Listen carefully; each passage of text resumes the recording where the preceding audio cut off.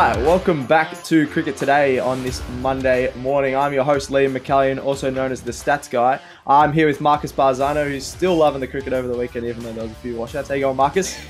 Yeah, good. Didn't get to see much cricket. I know. Did you go down to your local ground just to check out a few games?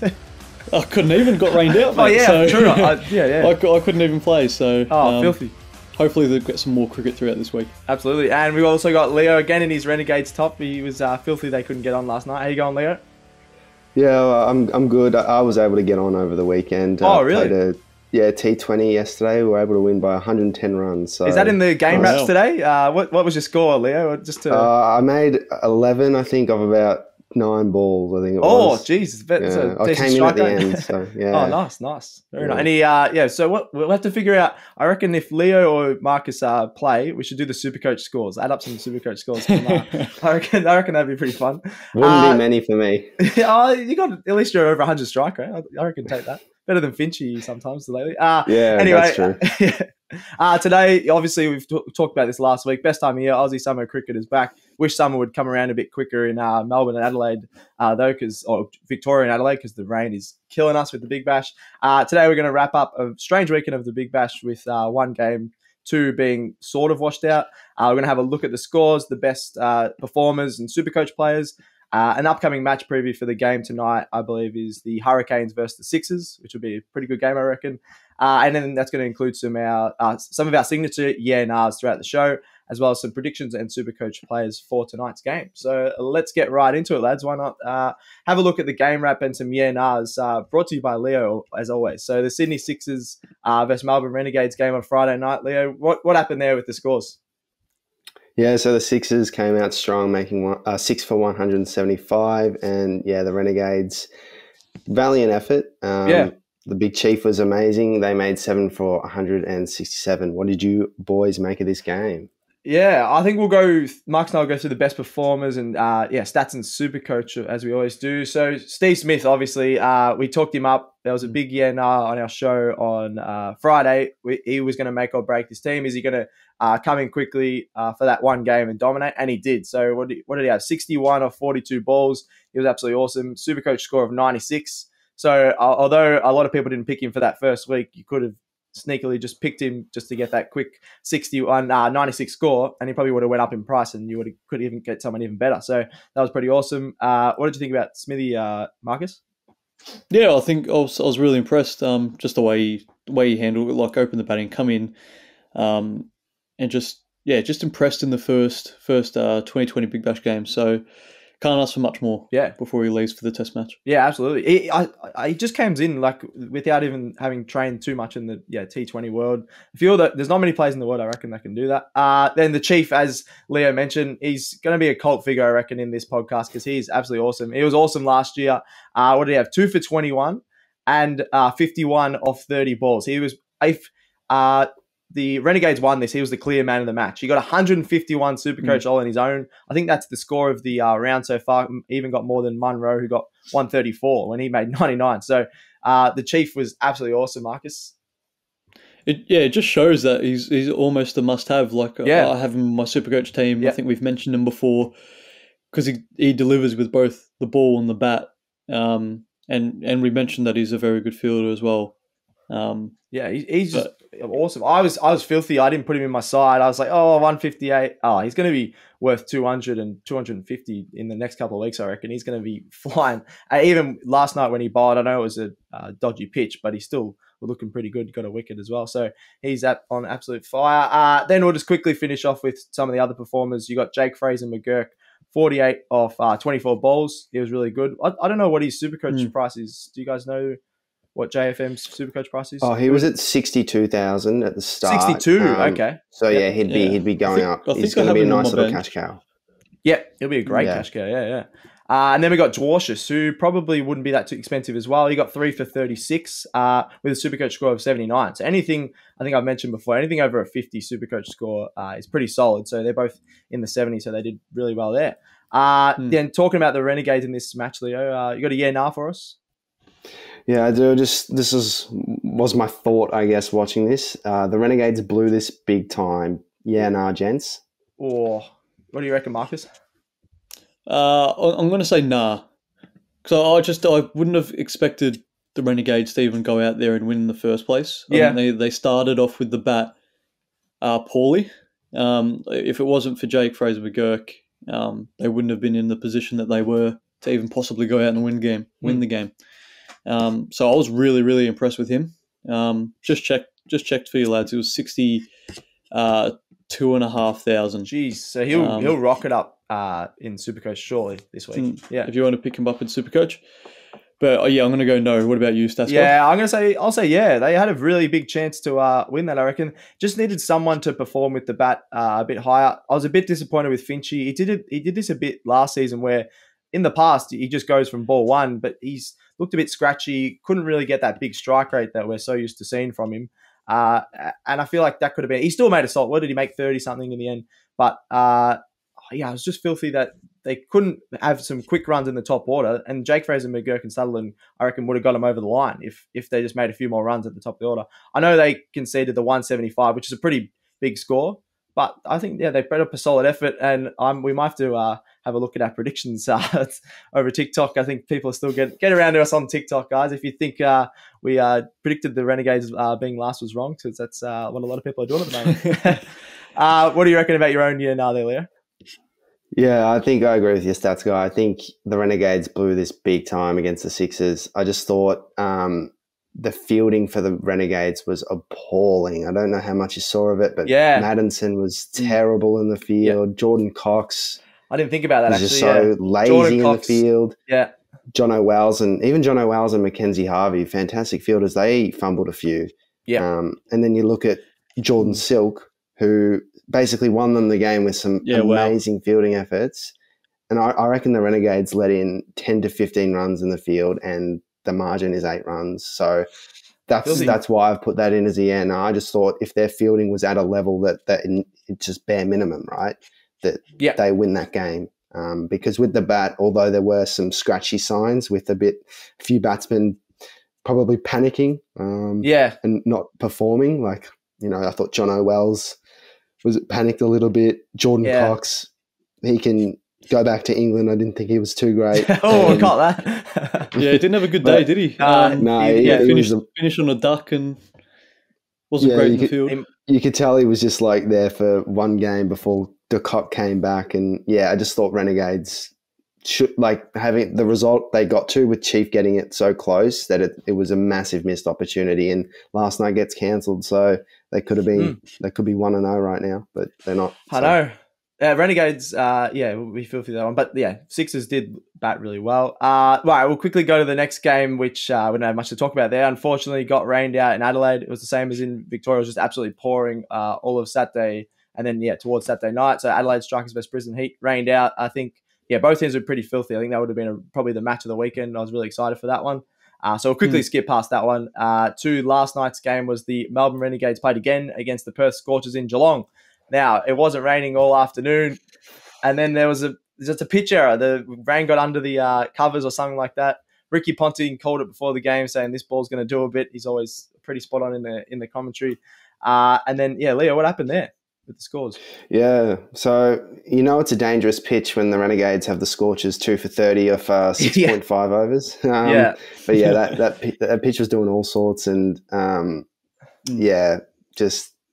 It was weird. It's just a really unfortunate scenario, isn't it, lads? I'm filthy. Maybe we don't have games in Geelong. There's been a few times it's happened down there. I'm filthy. There was 2 games in a row that we didn't get to see.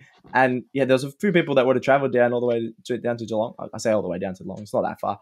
But, if I went down there, I don't know, an hour down the road from where we are, I would have been, filthy. What do you reckon about that pitch, Marcus? Well, it was similar to sort of what happened you hear about what happened in the PM11 game where the covers blew off in the storm overnight and then they couldn't get any play in. But no, I think they did the right thing by abandoning the game because you could just see the look on, like, even Quinton De Kock face. He just like he was being told off by a school teacher. He's back in school again. Yeah. And Josh Inglis definitely wasn't happy. I'm not going to repeat what he said because there's some coarse language in there. We're PG podcast, So, they did the right thing by calling it off. Yeah, I would have been filthy if I was De Kock. He's come in for one game, flown all the way over, and then he's got to head back to I forgot where it might be going No, back to India. I think he's. Oh, still, no, sorry, South Africa. I think he's still around for the Big Bash, isn't he? He is, but he's going back quickly to South Africa for a game of some sort, and then he's coming back again. So he went from India to Abu Dhabi to Australia, back to South Africa, and then he's coming back to Australia. What I read last night, which is a bit of, and then he was rocking up, and he didn't want to break his fingers when the ball's going everywhere. So he's been a keeper and doesn't want to just rock up with those balls flying everywhere off that really dodgy pitch. It would have been exciting to watch, to be fair, but probably a bit dangerous. Fair enough. Leo, for this, have you got a bit of a now for us? Yeah, for the weekend, actually. Yeah, just the big story of the weekend, I guess, and making it SuperCoach relevant. But yeah, BBL SuperCoach is off to an absolutely nightmare start. Yeah, nah. You go, Marcus. Yeah. I think everyone's going to agree on that. With 2 games rained out, especially with like the Brisbane Heat, we're supposed to play 3 games, and we've talked about players with big price tags just not getting on the pitch. So it's a bit of a tough start, but that's what you come to expect with cricket. Yeah, anything can happen. Yeah, I don't remember it happening very often where you get 2 washouts over the same weekend of the Big Bash. You still usually get pretty good weather. And then I think Leo's written in a few of these, but you got Matt Short. I have him. I was filthy. He's 244,000. I think he's the second most expensive player on in SuperCoach, BBL SuperCoach, and he doesn't even get a game. And they only had 1 game this week, so filthy with that. Also, Jai Richardson as well. He had a big price tag. I'm not sure what his price was, Leo, but he would have could have dominated against the Renegades last night. That's why you picked him in your Jai's gaming team. Who did you have and captain? I can see here, Leo. Yeah, so had Jai, as you mentioned, he was 247,000. So he's more than Short. Jeez. Yeah, and Hardy is captain. So yeah, not a great start. But even I saw Sutherland, I think, because he took 2 wickets or 1 wicket last night, he got an extra 20 points as well. So if someone has captained him, that's an absolute masterstroke. Yeah, that's lucky. That's cool. Yeah, so 177 he ended up. Oh, yeah, geez. wow. Will Sutherland From the 2 games. Oh, sorry, 1 and a tenth of a game. Yeah, 1 and 6 overs. yeah, that's crazy. All right, lads. So that's enough about those annoying washouts. Let's have a look at the upcoming match tonight with the Hobart Hurricanes taking on the Sydney Sixers. So the Sixers play again. I just want to quickly talk about my favourite spinning combination. I think Leo chucked a in this last week. The best spinning combination, not just because they are fun to watch, but I think they're going to be really good this season, of Paddy Dooley and Peter Hatzoglu. I just think, I've said this before, they're going to be a bit of a cult hero on this show for me. Their arms are going to be flailing everywhere. You're going to put them on from both ends, I reckon. So you got Dooley one end, Hatzoglu on the other end, and just the decent spin, pretty good pace off the wicket. I think they'll be pretty fun to watch. What do you guys reckon about that one? Yeah, no, I definitely agree. It can be confusing at times, but it should be a great game. Yeah. All right, let's get into some predictions. I'll go for you first, Leo. Who do you reckon in this one? Hurricanes, Sixers? Yeah, I think Sixers still win. I think Steve Smith is a big out, but the man we're going to mention in a second, Jordan Silk, is going to face more deliveries most likely. Enriques was, he did enough against the Renegades, made a solid 40. I just think, they're going to have enough for this Hurricanes side who we haven't seen yet. So bit of more of an unknown, I guess, with them. Yep. Marcus, you're going against him here? Yeah, well, I don't want to spoil what you said, but I'm going to go against just purely because I didn't want another whitewash. But I am kind of optimistic about the Hobart Hurricanes. Okay. I don't know why. I got a soft spot for them. Yep. Probably because nobody loves them. But no, I'm excited what they can bring. Both with the ball and the bat, they've got some good dynamics in there. Players who can smash 50 off 20 balls. Yep. And they've also got some exciting players with ball in hand. And I wasn't very impressed with the Sixers, and I think losing Steve Smith as well is a big blow, especially to that top order. Just purely to get settled in and face those first couple overs when the ball's moving, especially in Tasmania. I think the Hurricanes could cause an upset. Yeah, okay. Yeah, I don't mind that. I think this will be pretty close. As you mentioned, when you're taking Steve Smith out of that side, the Renegades probably would have won.